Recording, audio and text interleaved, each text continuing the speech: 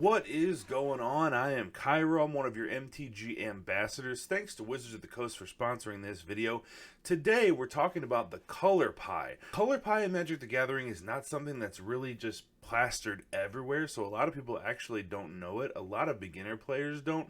So I'm going to go through that today. I'm going to help you learn about what each color identifies with, what motivates them, what gets them to where they need to go, and how do they achieve their goals. We're going to jump into this video really quickly, so thanks for liking, thanks for subscribing. We're going to start with conjuring a color pie image right there. Credit to MTG Wiki. And now I'm going to disappear. Alright, let's break this pie down, starting with blue in a clockwise rotation. Blue cares about intellect, being able to delay action, deliberate, and analytical thinking. Blue cards represent this with scrying, card draw, manipulating the opponent's permanents, such as tapping creatures and countering spells. Blue's vision is to gain knowledge and advance technology at any cost. And blue finds its allies in white and green for reasons I will cover later in the video. Next up is black. A big misconception is that black cares only about death, destruction, and is inherently evil. That is not the case in Magic the Gathering. Black cares about individualism, and characters within that color tend to use any means necessary to achieve their goals. In this color, you're going to find sacrifice themes, characters that use whatever means necessary, including immoral acts and forbidden magics. Black typically has the most spells which are powerful but end up hurting the caster in the form of life lost, discarding a card, sacrificing a creature, or other costs like that. This represents the power at all costs attitude of the color black.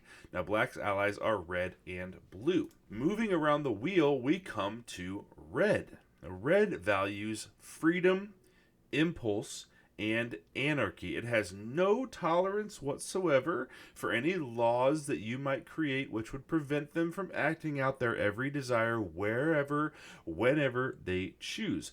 Red is typically aggressive, as red devotees live in the moment, or as represented in Magic the Gathering, basically from card to card, to wildly achieve their goals through direct action with little thought to what comes next. Red's allies are black and green. Moving on to green, they care about the natural order, harmony, and being in tune with nature. Typically, you're going to find green cards are very concrete, they're very grounded, they're very like, here's a card, it's a massive creature that lives in the forest. Their power comes from harnessing the natural energies and the mana from the environment and attuning themselves to it. They also care about growth. So you will find +1/+1 counters, buff spells, things like that that deal with power and toughness of their creatures. And the evidence that they care about their creatures is, that they care about growth is in their creatures with the biggest around. Green mages command beasts that any other color would just run screaming from. Green also specializes in removal of things they consider to be unnatural, such as artifacts and enchantments that stifle the order of things. Green's allies are white and red. Now finally we come to white. White cares about law and order, and it values the good of the group over the good of the individual. White likes to make rules, laws, and seeks to create stability wherever it goes. It does not like chaos. That makes red its natural enemy, and it also values the group, not the individual, so that makes black its natural enemy there, because red loves chaos and black loves individualism.